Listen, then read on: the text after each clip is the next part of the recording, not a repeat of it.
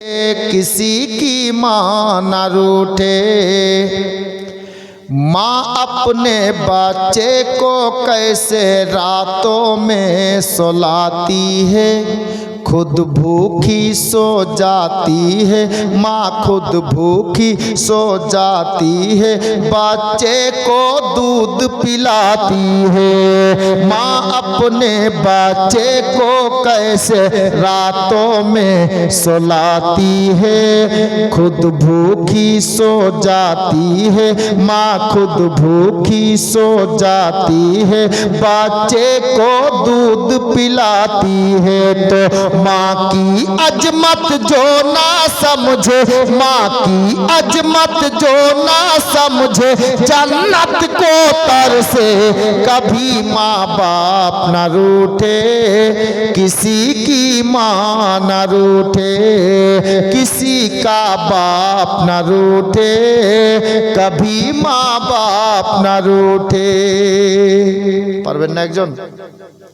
হ্যাঁ, নিজের বাবার নামে 1000 টাকা শেষ কলম চাইছিলাম।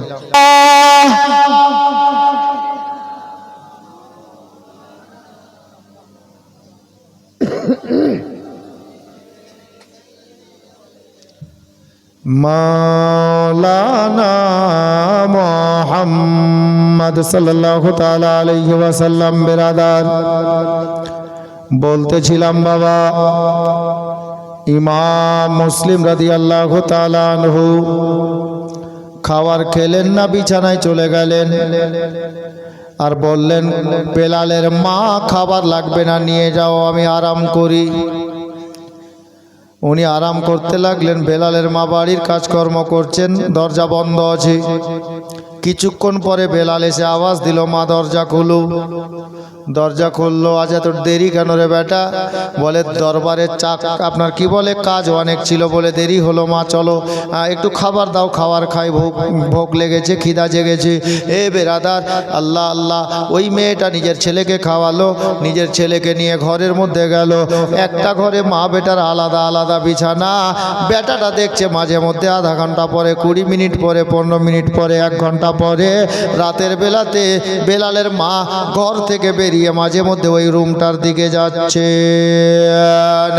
বেলাল নিজের মাকে জিজ্ঞাসা করলো, মা গো ব্যাপার কি, আপনার কি কোনো অসুবিধা হয়ে গেছে? বলে না রে বেটা না। তাহলে বারবার ওই রুমটার দিকে কেন যাচ্ছেন? কি ব্যাপারটা কি, আমাদের ওই রুমের মধ্যে কি আছে? বলে বেটা কিছু নাই। বলে মা কারণ তো কিছু আছে, নইলে বারবার কেন আপনি যাচ্ছেন? বেলালের মা বলবে না, বেলাল ছাড়বে না। বেলালের মা, মা বোনদের দিল বড় নরম হয় রে বাবা। মা বলল, বেটা একটাই বেটা বলে, বেটা বলবো, তবে আমার সঙ্গে ওয়াদা কর তুই কাউকে বলবি না।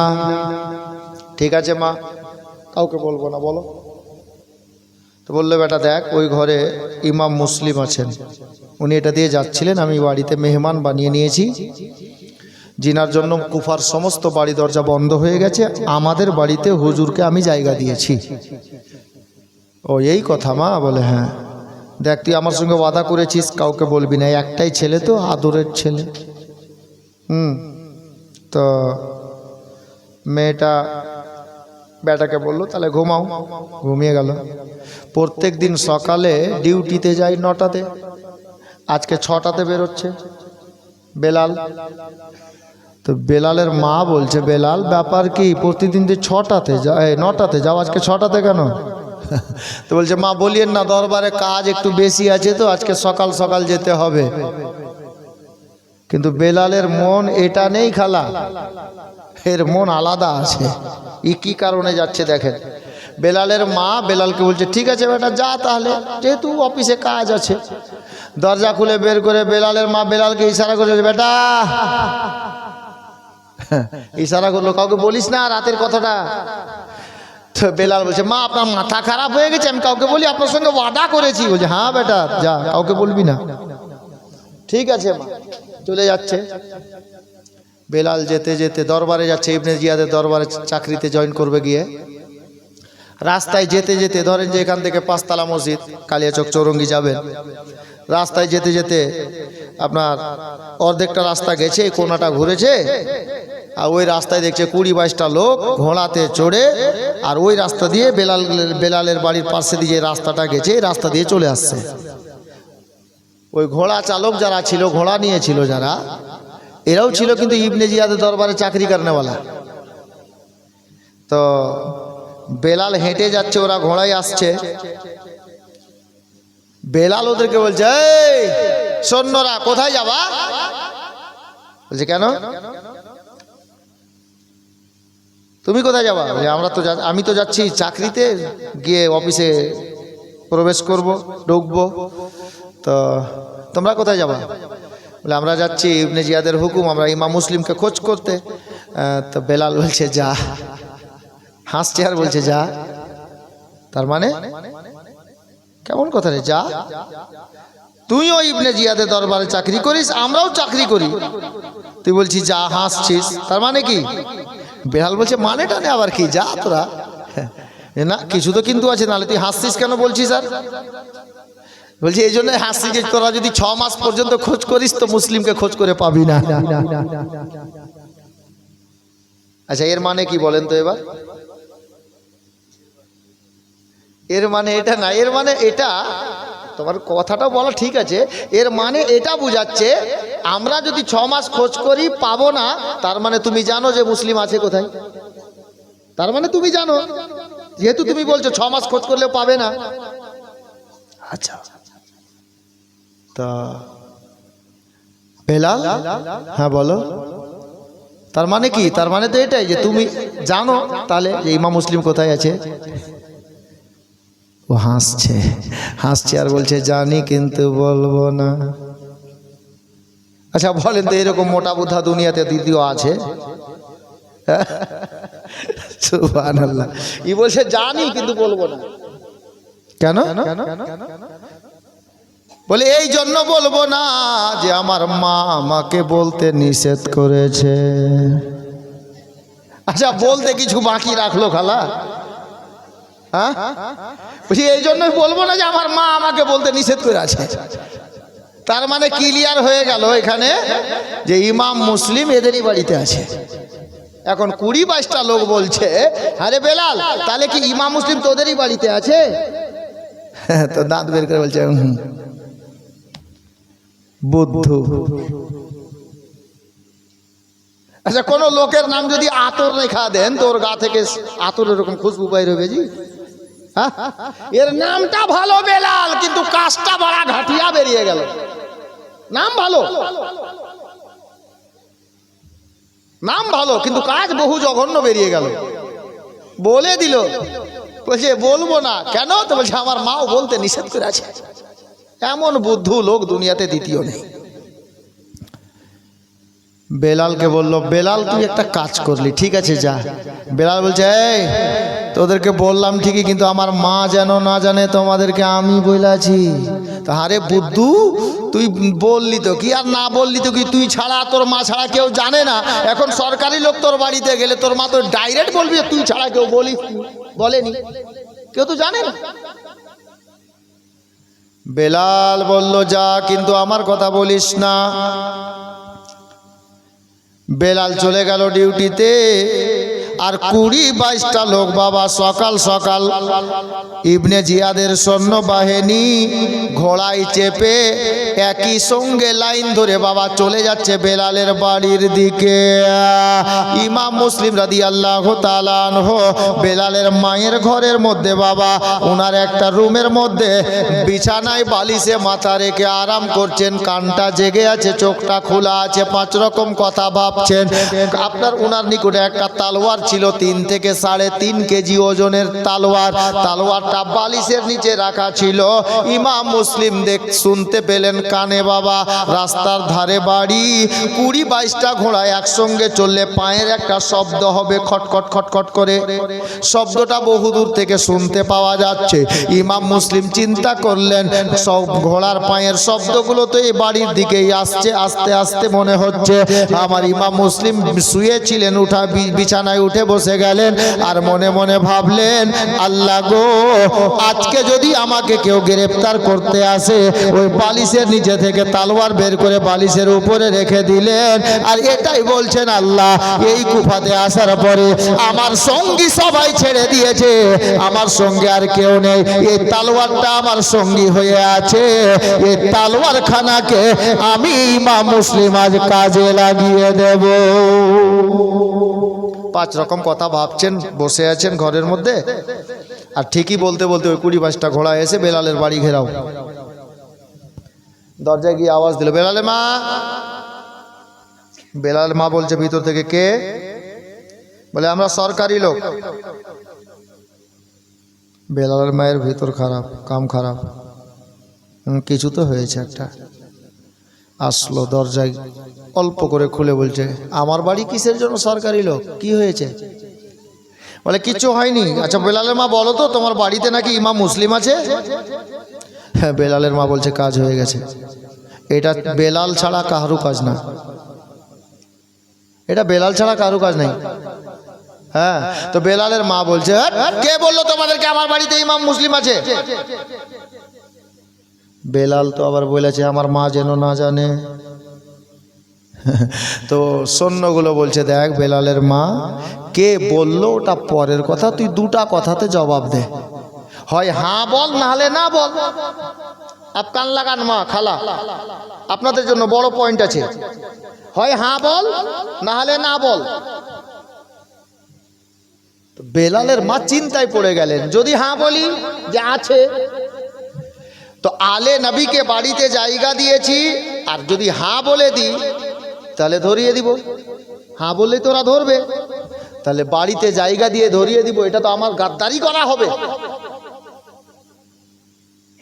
আর যদি না বলি তাহলে জেনে বুঝে মিথ্যা কথা বলা হবে। কিন্তু আছেন তো ওনার বাড়িতেই, না বললে মিথ্যা হয়ে যাবে। আর মিথ্যুককে আমার নবীও ভালোবাসেন না,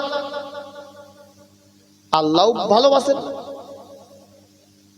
মেয়েটা পড়ে গেল ঝামেলায়। আমি হ্যাঁ বলছি তো এদিকে মুশকিল, না বলছি তো ওদিকে মুশকিল, কি করব? বেলালের মা চিন্তা ভাবনা করে মনে মনে ফয়সলা নিল, আল্লাহ জীবনে মিথ্যা কথা বলিনি, তবে আজকে জেনে বুঝে একটা মিথ্যা কথা বলবো। আমি মিথ্যা কথা একটা বলার জন্য যদি 1000 বছর জাহান্নামের আগুনে আমাকে পুড়তে হয়, আমি পুড়তে রাজি আছি, তবে নবী বংশের ছেলের সঙ্গে গাদ্দারি করতে রাজি না। উনি ফয়সলা নিলেন না বলবেন। ওইদিকে ইমাম মুসলিম রাদিয়াল্লাহু তাআলা আনহু ঘরের মধ্যে বাবা আর বসে নেই, তৈরি হয়ে গেছে। আর যেমনই বেলালের মা না বলতে যাবে গো, ইমাম মুসলিম দরজা খুলে বেরিয়ে গেলেন। বেলালের মা না বলতে হবে না, বলে দেয়া আছে, মিথ্যা বলে বাঁচা যায় না রে, মিথ্যা বলে বাঁচানো যায় না লোককে রে। এ বেরাদার, বেলালের মা বলল, হুজুর আপনি কেন বেরিয়ে আসলেন? আমি না বলতাম এরা চলে যেত। ইমাম মুসলিম বলছেন না বলে বাঁচানো যাবে না, সরে যা বেলালের মা, এই তালোয়ার খানাকে আজকে কাজে লাগিয়ে দেব। 20-22টা লোক একসঙ্গে একেবারে জোরপূর্বক বেলালের বাড়িতে ঢুকে গেল। আঙিনার মধ্যে লড়াই আরম্ভ হয়ে গেল। 20-22টা লোক সৈন্য আছে বাবা, একদিকে ইমাম মুসলিম একা আছেন, অপর দিকে 20-22টা সৈন্য বাহিনী। আমার ইমাম মুসলিম রাদিয়াল্লাহু তাআলা আনহু একাই 20-22টা লোককে কাবু করে রেখেছে। একাতেই 20-22টা লোককে কামজোর বানিয়ে রেখেছেন। কিন্তু কথাই আছে বাবা, মারলে মার খেতেও হয়, কতক্ষণ লড়বেন? ইমাম মুসলিম তালোয়ার চালিয়ে যাচ্ছেন বাবা। তালোয়ার চালাতে চালাতে বাবা লক্ষ্য রেখেছেন ইমাম মুসলিম, সামনে দিক থেকে একটা দুষ্ট দুরাচার পাপি তাপি ইবনে জিয়াদের সৈন্য বাবারা আমার ইমাম মুসলিমের পেশানি মানে কপালটাকে লক্ষ্য করে তালোয়ার চালিয়েছে। মাথাতে কপাল, আপনার কি বলে, মাথাতে তালোয়ারটা চালিয়েছে। যেন মাথাতে লেগে পেশানিতে লেগে মাথা দুই ভাগে বিভক্ত হয়ে যায়। তালোয়ারটা যেমনই চালাতে যাবে, আমার ইমাম মুসলিম যেখানে দাঁড়িয়ে তালোয়ার চালাচ্ছিলেন উনি দেখে ফেলেছেন ওই লোকটা আমার কপালকে লক্ষ্য করে তালোয়ার চালাচ্ছে। এ বাবারা, ভাইরা, মা বোনেরা গো, আমার ইমাম মুসলিম যেমনই নজর করেছেন লোকটা আমার কপাল তাকিয়ে মারছে তালোয়ার। যেমন তালোয়ার মেরে দিয়েছে বাবা, ইমাম মুসলিম যেখানে দাঁড়িয়েছিলেন তালোয়ার আস্তে আস্তে নিজের মাথাখানাকে পিছন দিকে মতো সরিয়ে দিলেন যেন তালোয়ার খানা না লাগে। যেমন মাথাটা সরিয়েছেন বাবা, তালোয়ার তো লাগলো না রে বাবা, তবে তালোয়ারের আগাখানা গিয়ে লাগবি তো লাগ, আমার ইমাম মুসলিমের উপরকার ঠোঁটে গিয়ে লেগে গেল।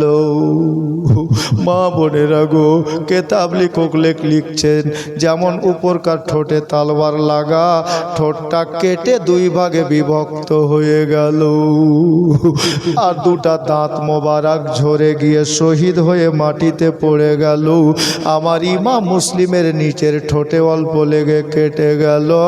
আমার ইমাম মুসলিমের উপরকার ঠোঁট কেটে দুটা হয়ে গেছে, রক্ত লালে লাল হয়ে গেছে, দাড়ি মোবারক ভিজে গেছে, সিনার কাপড় ভিজে গেছে।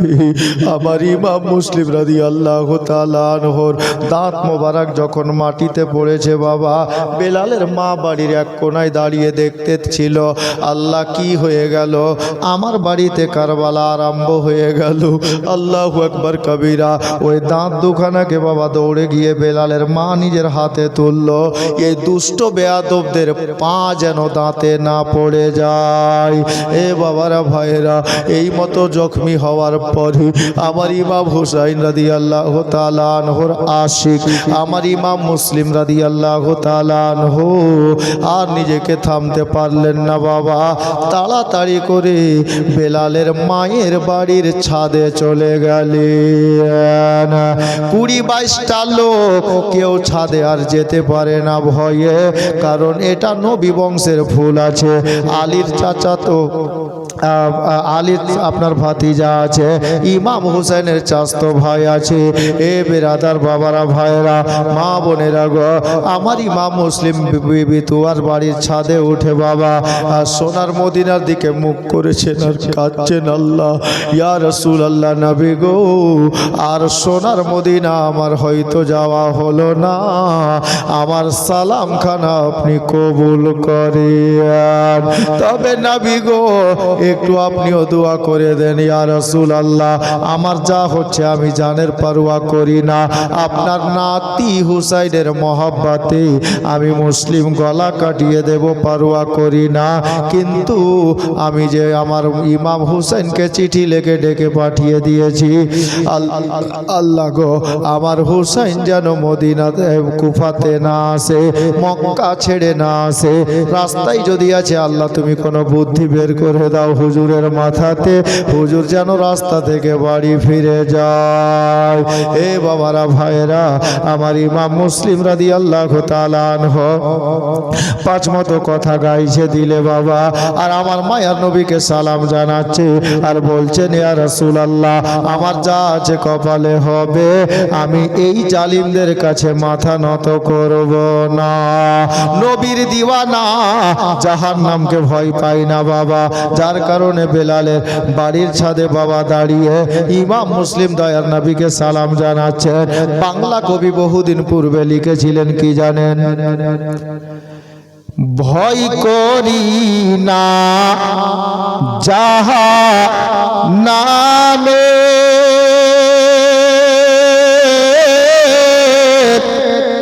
আগুন ডরায় আমার নবীর নামে রে,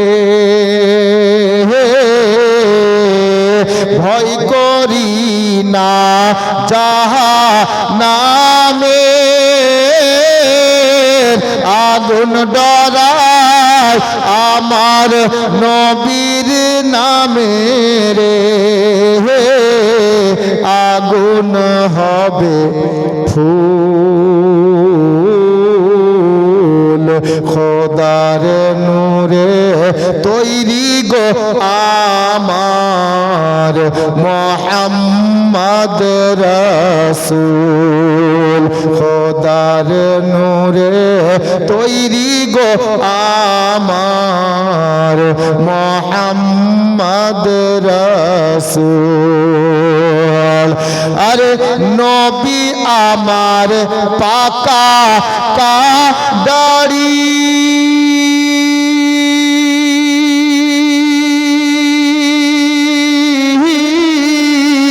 শক্ত হালে ছাড়বেন তোরি রে নবী আমার পাকা কান্দারি শক্ত হালে ছাড়বেন তোরি রে তাই তো বসে আরাম করি পাইব নদীর কুল খোদার নূরে তৈরি গো আমার মোহাম্মদ রাসূল আরে জান্নাতের হুরো পরি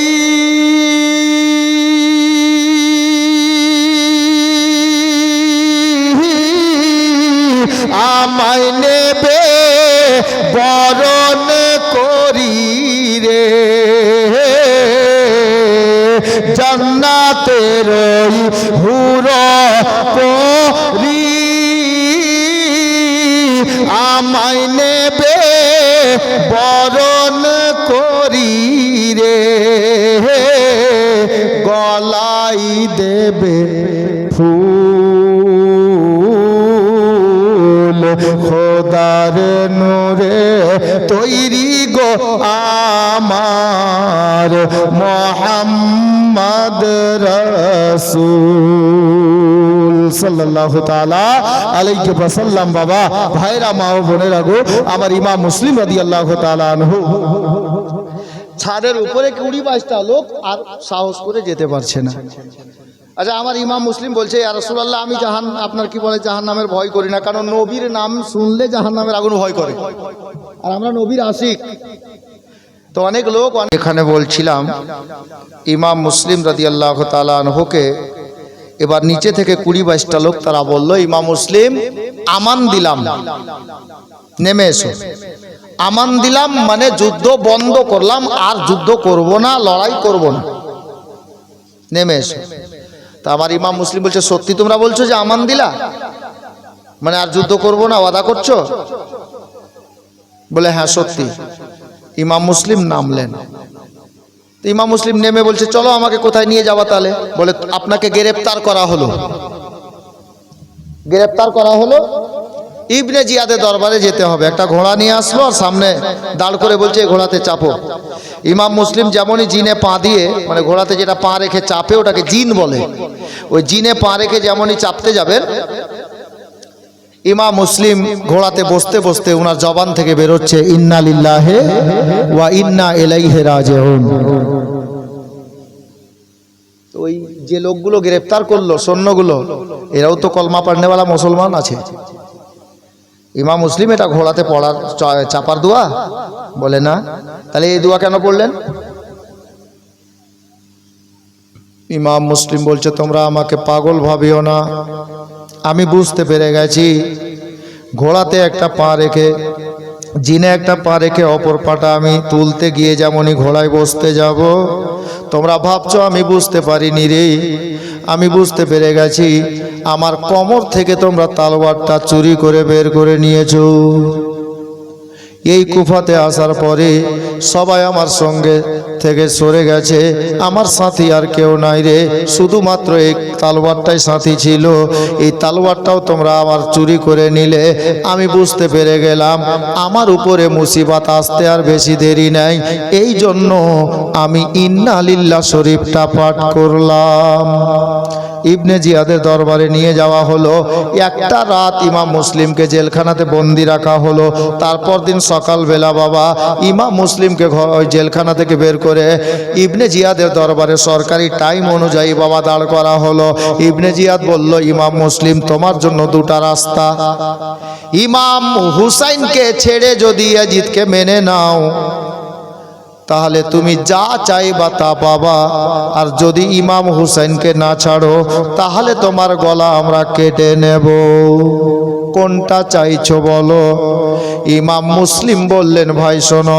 ইমাম মুসলিম বললেন, ইবনে জিয়াদ রে, আমি হুসাইনকে ছাড়তে পারবো, তবে আমার শর্ত আছে। কি শর্ত আছে?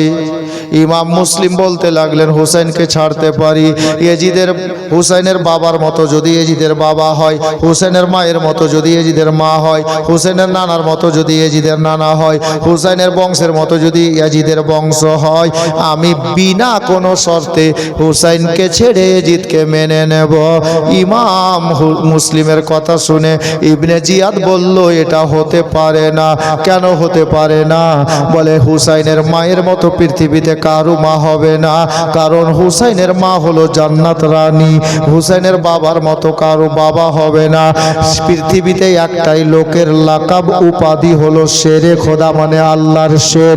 যেই কাবা ঘরের মধ্যে হযরতে আলীর জন্ম, আলীর মতো দ্বিতীয় বাবা হবে না।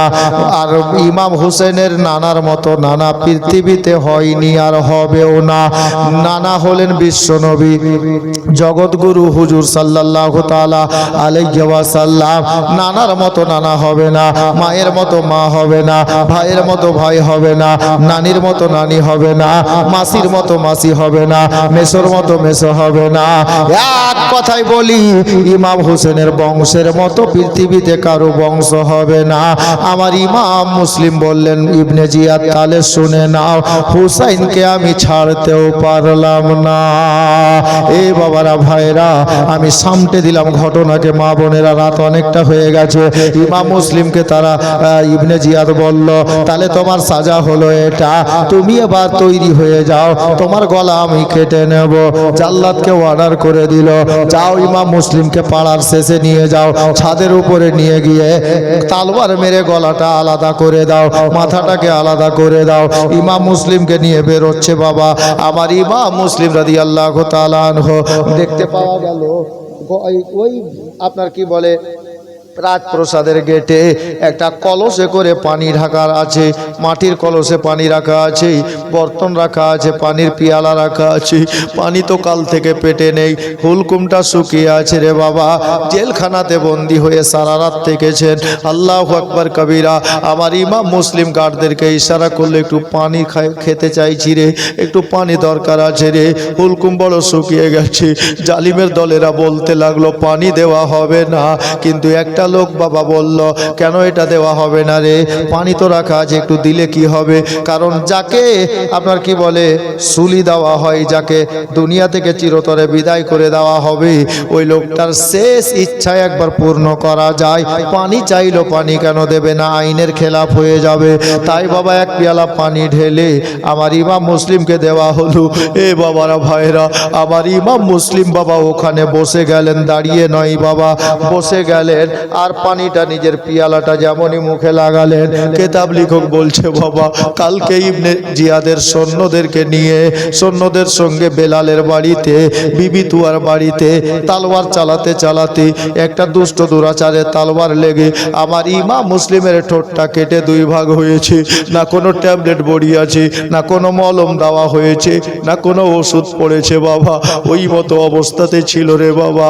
যেমনই ঠান্ডা পানি ঠোঁটে কাটা জায়গায় লেগেছে, আমার ইমাম মুসলিমের কাটা ঠোঁট থেকে তাজা তাজা রক্ত বেরিয়ে গেল। এ মা বোনেরা গো, তাজা তাজা রক্ত বেরিয়ে পানি লাল হয়ে গেল। রক্ত মুসলমানের জন্য খাওয়া হারাম, যার জন্য আর পানি খাওয়া গেল না। রক্ত পানির রংটা লাল হয়ে গেল, রং পরিবর্তন হয়ে গেল।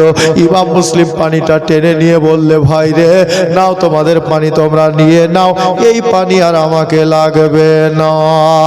জাল্লাদের কাছে জাল্লাদ নিয়ে যাচ্ছিল বাবা। ইমাম মুসলিম ওখানে তিনটা কথা বলেছিলেন। কি তিনটা কথা বলেছিলেন জানেন?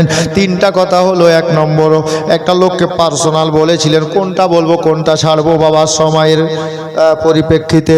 ইমাম মুসলিম একটা লোককে পার্সোনাল বলেছিলেন, একটা কাজ করিস রে, আমাকে তো জান থেকে বিদায় করে দেবি, আমার গলাটা তো কেটে নিবি রে, তবে একটা কাজ করিস দয়া করি, আমি এই কুফাতে আসার পরে 700 দিরহাম টাকা ধার করেছি, আমার ধারটা তোরা শোধ করে দিস, ঋণটা তোরা পরিশোধ করে দিস।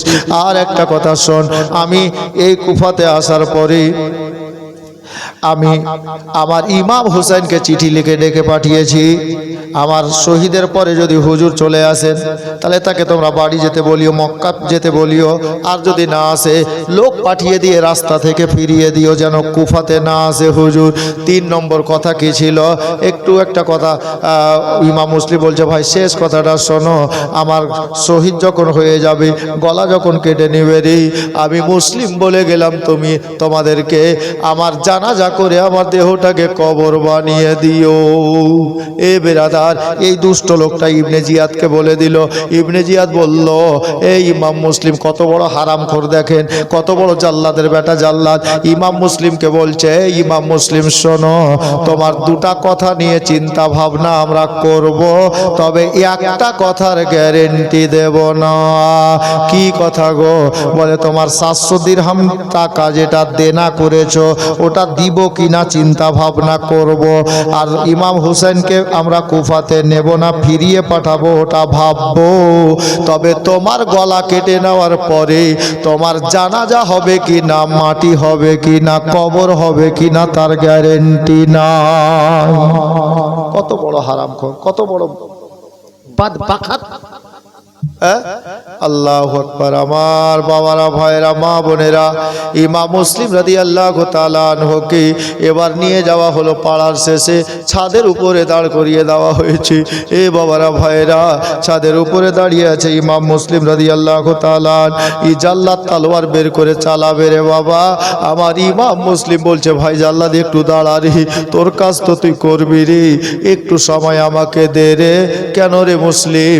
বলে আমার বাড়ি হলো সোনার মদিনা রে, আর সোনার মদিনা যেতে পেলাম না, নবীকে সালাম করতে পেলাম না, মদিনা দেখা হলো না, নবীর কদমে সালাম পেশ করতে পেলাম না, বড় আশা করে মদিনা থেকে এসেছিলাম রে। এ জাল্লাদ জানিস রে, আবার সোনার মদিনাতে যাব, রওজার জালি মোবারক ধরে চুমা দেব, আমার নবীকে মন ভরে সালাম জানাবো, আর মদিনা যেতে আমি পেলাম না, মদিনা যাওয়া আমার হলো না রে। এ জাল্লাদ, জীবনের শেষবারের মতো আমার মায়ার নবীকে সালাম করে নি। এ বাবারা, ভাইরা, আবার ইমাম মুসলিম মদিনার দিকে মুখ করে নবীকে সালাম জানাচ্ছেন। সালাম জানিয়ে নেওয়ার পরে আবার ইমাম মুসলিম আবারও বললেন, ভাই জাল্লাদ, গলা তো কেটে নিবি রে, পিপাসায় এত লেগেছে থামতে পারি না, হুলকুম শুকিয়ে গেছে, একটু পানি দিলে ভালো হতো। কেউ বলে দাও, কেউ বলে না, আবার পানিটা দেওয়া হলো। অবশেষে বাবা ইমাম মুসলিম পানির পিয়ালা নিয়ে ছাদে বসে যেমন লাগিয়েছেন, আবার তাজা তাজা রক্ত বেরিয়ে গেল, আর পানি পান করা হলো না। আবার ইমাম মুসলিম বললেন, জাল্লাদ তুই তোর কাজ করার দেরি করিস না রে। কেন রে মুসলিম, তাড়া কেন করছিস রে? বলে এই দুনিয়ার পানি পান করলে আবার পিপাসা লাগবে রে।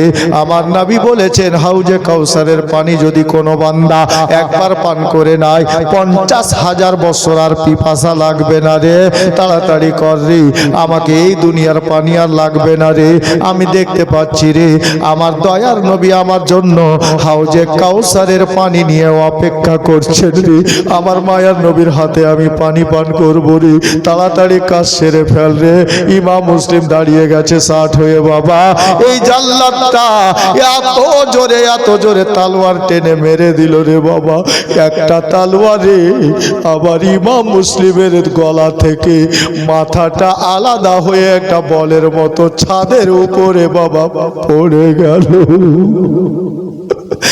ইমাম মুসলিমের দেহ থেকে মাথাটা আলাদা হয়ে ছাদের উপরে পড়ে গেল একটা বলের মতো। দেহটা রক্তে একদিকে পড়ে গেছে রে ভাই। আমার নবী বংশের ফুল একটা মুরগিকে কেটে দিয়ে ছেড়ে দিলে যেমন তড়পায় গো, ছাদের উপরে ইমাম মুসলিমের দেহটা তড়পাচ্ছে রে বাবা। কষ্ট দেখে আল্লাহর ফেরেশতারা কাঁদে। আবার ইমাম মুসলিমের দৃশ্য দেখে আসমানের উপরে সূর্য উদয় হয়েছিল, সূর্য উঠেছিল ভাই। কেতাব লিখক কেতাবে লিখেছেন ইমাম মুসলিমের যখন গলা কাটা হলো, সূর্য নিজের মুখখানাকে বাদলের মধ্যে গিয়ে লুকিয়ে নিল। সূর্য সইতে পারল না। আবার ইমাম মুসলিম রাদিয়াল্লাহু তাআলা আনহু দুনিয়া থেকে শহীদ হয়ে গেলেন বাবা। ইমাম মুসলিমের দুইটা বেটা কাজী সাহেবের বাড়িতে শুয়ে আছে রে ভাই। বাবা দুনিয়া থেকে শহীদ হয়ে গেল, ছেলে দুটিকে খবর এখন নাই, ছেলে দুটি এতিম হয়ে গেল। আর কেউ আপনার কুফাতে রইল না গো। কি ঘটবে কালকে পারলে শোনাবো রে বাবা। আবার ইমাম মুসলিম দুনিয়া থেকে বিদায় নিলেন। আমি বলবো দেহটা কি হলো, মাথাটা কি হলো রে বাবা, এই কথাটা বলবো বাবা। তবে বলবো 5টা লোককে শেষ বেলাতে 100টা করে টাকা ইমাম মুসলিমের নামে আজকে কোরবানি দেবেন, দোয়া হবে। এ বাবারা ভাইরা, জিনার কষ্ট দেখে শহীদ দেখে সূর্য মুখ লুকিয়ে নিল, জিনার কষ্ট দেখে ফেরেশতারা কাঁদে, আল্লাহর আরশে আজমের পায়া হিলে। এ বেরাদার, জমিন আসমান কেঁপেছিল ইমাম মুসলিমের শহীদ দেখে। ছেলে দুটি এতিম হলো। অনেক দাদা ভাই মা বোন বসে আছে। আমি বলবো 5টা মা 5টা বোন 100টা করে টাকা আল্লাহর ওয়াস্তে নিজের ছেলে মেয়ের মহব্বতে দিতে পারবেন। মা আমার, বোন আমার, শেষ দান চাইছি, তারপরে সালাম পড়ে দেব ইনশাআল্লাহ। আমি বলবো 100টা করে টাকা 5 জন একটু দেন তো, পারবেন বাবা? 100টা করে টাকা শেষ দান চাইছি। একটা ছেলেকে পাঠান না, একটা কোনো ছেলে যাও তো ভাই, ছোট ছেলেগুলো যাও, 100টা করে টাকা দেন, ওই মেয়েটাকেও দিয়ে পাঠান। ছেলে একটাকে পাঠালাম। ছেলেদের মধ্যে বলবো ভাই তোমরা কেউ পারবে 100টা টাকা দিতে আমার ইমাম মুসলিমের নামে গো? ছেলে দুটা, ইমাম মুসলিমের ছেলে দুটা এতিম হয়ে গেল। আল্লাহু আকবার কবিরা। মাত্র 100টা টাকা ইমাম মুসলিমের নামে শেষ বেলাতে। খালা যদি 10 টাকাও হয়তো দিয়েন, যদি আছে তো দিয়েন। মজ্জাদ মাশাআল্লাহ, দেখেন একটা কুচি করে বাচ্চা 100 টাকা এনেছে, আল্লাহ কবুল করুক। আমিন সুম আমিন, জাযাকাল্লাহ। দোয়া একসঙ্গে হবে। ছেলেদের মধ্যে কেউ কোনো দাদা ভাই পারবেন না 100টা টাকা দিতে? একজন, একজন বাস। সুবহানাল্লাহ। এই বাবু নিয়ে আয় তো, নিয়ে আয়, নিয়ে আয়। একজন দাঁড়িয়ে জানা, আরে আল্লাহর ঘরের জন্য খাটবি, এটাও স্বভাব পাওয়া যাবে। সুবহানাল্লাহ। 100টা টাকা বেশি চাইনি আমি, স্ট্যান্ডে দাঁড়ালে 100টা টাকা এমনি চলে যায়। সুবহানাল্লাহ, মাশাআল্লাহ। দাও বাবু, সুবহানাল্লাহ। দেখেন এক ভাই আমার 100 টাকা, এক ভাই 50 টাকা। আলহামদুলিল্লাহ। মা আপনারা একটু তাড়াতাড়ি দেন, 2টা বাচ্চা আছে, একটা মেয়ে মানুষ আছে, একটা আর একটা ছেলে পিছন দিকে আছে। যিনারা পারবেন 10, 20, 100, 200 যা পারবেন দেবেন। কালকে শেষ রাত আছে, একটু খেয়াল রাখবেন। কারণ আমাকে কমিটির লোক বলেছেন হুজুর মসজিদের আমরা মাইকটাকে টাঙানোর ব্যবস্থা করব। মসজিদের মিনারের একটা ব্যাপার আছে। মসজিদের মিনার তো বলতে মিনারের মতো নয়, পিলার একটা দাঁড় করে, হ্যাঁ, আর যেমন মাইক রাখার জায়গা করা হয় ওই মতো একটা জায়গা বানাবো, এরকম একটা চিন্তা ভাবনা কমিটির লোক রাখছেন। আলহামদুলিল্লাহ, ভালো কথা। ইনশাআল্লাহ তাআলা একটু খেয়াল রাখবেন মসজিদের দিকে। আর বলবো আমার মা বোনদের কাছে 5 জনের কাছে চেয়েছি, এ দেখেন 4 জন, আর এখানে আছে সুবহানাল্লাহ 2টা আর আছে 6 জন। এটাতেও বোধহয় 100 টাকাই আছে। হ্যাঁ, প্রায় 7 জন আমার মা বোনরা 100 টাকা করে দিয়েছে, আর 10, 20, 50 করে অনেকজন দিয়েছে। আল্লাহ কবুল করুক। ছেলেদের মধ্যে আছে 10, 20 কেউ দিতে পারবে? সুবহানাল্লাহ। দেখেন আমার মা বোনরা আবার, হ্যাঁ, এদিকে 100 টাকা করে আবার 3 জন 4 জন দিয়েছে। আল্লাহ কবুল করুক। 50, 10, 20, 5 যা দিয়েছেন আল্লাহ যেন কবুল করেন। আমিন সুম আমিন, জাযাকাল্লাহ। বাবা ভাইরা মা বোনেরা ছেলেরাও যদি কেউ চাই যে আমরা 10 টাকা 20 টাকা দেবো, দিয়ে এই ফাতিহাতে অংশগ্রহণ করব, এই দোয়াতে আপনি দিতে পারেন। ইমাম মুসলিম রাদিয়াল্লাহু তাআলা আন এর পবিত্র দেহখানাকে ওই জালিমের দলেরা ইবনে জিয়াদের হুকুমে ছাদের উপর থেকে 5 হাত ধরে নিচে চালিয়ে ফেলে দিয়েছে। আল্লাহু আকবার। মাথাটাকেও চালিয়ে ফেলেছিল। এক রেওয়ায়াতে এসছে, মানে একজন লেখক লিখেছেন, পায়ে দড়ি বেঁধে দেহ খানাকে, মানে মাথা তো নেই, মাথা আলাদা, দেহখানাকে ঘোড়ার সাথে পায়ে দড়ি বেঁধে আর একটা ইমাম মুসলিমের পায়ে দড়ি বেঁধে লাশ মোবারক খানাকে কুফার শহরে গলি গলিতে ঘোরানো হয়েছিল। আল্লাহু আকবার কবিরা, কত বড় জালিম চিন্তা করেন। এ দেখেন কয়েকটা বাচ্চা মিলে কিছু দিয়েছে, আল্লাহ কবুল করুক। আর এক রেওয়ায়াতে এসছে ইমাম মুসলিমের দেহখানাকে ঘুরিয়ে আর ওই কুফা শহরেই আপনার কি বলে একটা ফাঁকা ময়দানে ইবনে জিয়াদের হুকুমে দেহটাকে ঘোড়া চালিয়ে, এত ঘোড়া চালালে যে হাড় মাংস সবকে চূর্ণ বিচূর্ণ করে ধুলো বালির সঙ্গে মিশিয়ে দিয়েছিল। আল্লাহু আকবার কবিরা। এই জালিমের দলেরা এই অবস্থা করেছিল আমার ইমাম মুসলিমের পবিত্র দেহখানার। ইমাম মুসলিম রাদিয়াল্লাহু তাআলা আনহু দুনিয়া থেকে বিদায় নিলেন ৬০ হিজরিতে হজের মাস, যেটাকে জিলহজ মাস বলে, জিলহজ মাসের ৩ তারিখে। সবাই পড়ি ইন্না লিল্লাহি ওয়া ইন্না ইলাইহি রাজিউন। ব্রাদার, আগামীকালকে শেষ রাত, একটু খেয়াল রাখবেন, একটু বেশি করে আনার চেষ্টা করবেন মসজিদের জন্য। আর আগে নিয়ে গেলাম না, বলার মধ্যে ভুল ত্রুটি ক্ষমা প্রার্থী। ওয়া আখিরু দাওয়ানা আনিল হামদুলিল্লাহি রাব্বিল আলামিন। আসসালামু আলাইকুম ওয়া রাহমাতুল্লাহ। ইয়া নবী সালাম আলাইকা, সালাম আলাইকা ইয়া হাবিব, মালাইকা সালাওয়াতুল্লাহ, হাবিবি ইয়া রাসূলুল্লাহ, ইয়া হাবিবি।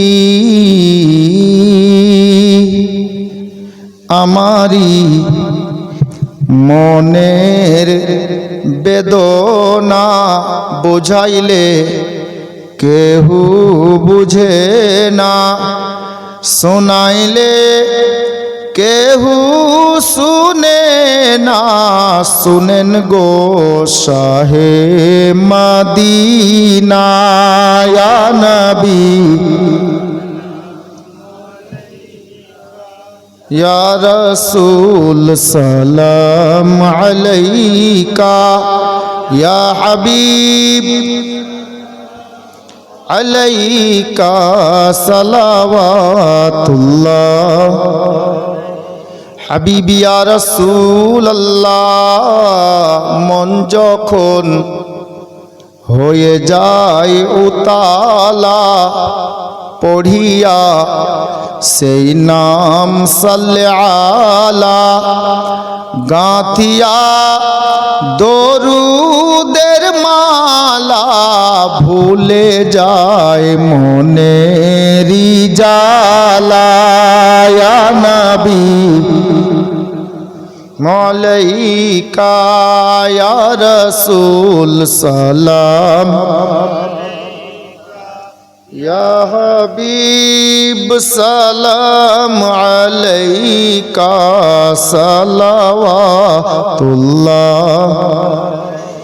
আসসালাতু ওয়াসসালামু আলাইকা ইয়া রাসূলুল্লাহ, আসসালাতু ওয়াসসালামু আলাইকা ইয়া হাবিবাল্লাহ ওয়া আলা আলিকা ওয়া আসহাবিকা ইয়া শাফিয়ানা ইয়াউমাল জাযা, বালাগাল উলা বিকামালিহি কাশাফাদ দুজা বিজামালিহি, হাসনাত জামিউ খিসালিহি, সাল্লু আলাইহি ওয়া আলিহি আল্লাহুম্মা আমিন। আল্লাহ পরবর্তীকার মাওলা গো, আজকে চতুর্থ রাত্রিতে মাওলা আমরা যাহা কিছু বলেছি শুনেছি, আল্লাহ বলার মধ্যে শোনার মধ্যে ভুল ত্রুটি ক্ষমা করে দিয়ে আমাদের বলা শোনাকে তুমি কবুল করে নিও মাওলা। আল্লাহ তোমার বান্দা বান্দীরা 1000 করে, 500 করে, 100, 250, 10, 20 করে যে যা দান করেছেন আল্লাহ সকলে দানকে তুমি কবুল করে নাও মাওলা। অনেকে বাবার নামে মায়ের নামে দান করেছেন আল্লাহ, নিজের আত্মীয় স্বজনের নামে দান করেছেন আল্লাহ। যারা ইন্তেকাল করে গেছেন সকলের কবরকে তুমি এই দানের ওসিলাতে মাওলা গো কবরখানাকে তুমি জান্নাতের টুকরা বানিয়ে দিও মাওলা। আর যাদের মা বাবা বেঁচে আছে মাওলা গো, আমাদের সকলের মা বাবাকে সুস্থ রাখো, ভালো রাখো মাওলা। আমাদের মধ্যে যারা অসুখে লিপ্ত আছে তাদের ওকে অসুখ থেকে পরিত্রাণ দান করো মাওলা। ইয়া আল্লাহ পরবর্তীকার আমাদের সকলের উঠা হাতের লাজ রেখে নাও মাওলা। আমাদের সকলকে মাওলা গো এক ও নেক বানিয়ে দাও মাওলা। মিল মোহাব্বত রেখে চলার তৌফিক দান করো মাওলা। আমাদের সকলের বাড়ি ঘরে খেতে বাড়িতে বরকত দান করো মাওলা। আমাদের আওলাদকে নেক বানিয়ে দাও মাওলা। ওয়া সাল্লাল্লাহু তাআলা আলা খাইরি খালকিহি সাইয়্যিদিনা মুহাম্মাদিন ওয়া আলিহি ওয়া আসহাবিহি আজমাইন। আমিন সুম্মা আমিন। বিহাক্কি লা ইলাহা ইল্লাল্লাহু মুহাম্মাদুর রাসূলুল্লাহ সাল্লাল্লাহু আলাইহি ওয়াসাল্লাম। আসসালামু আলাইকুম ওয়া রাহমাতুল্লাহ।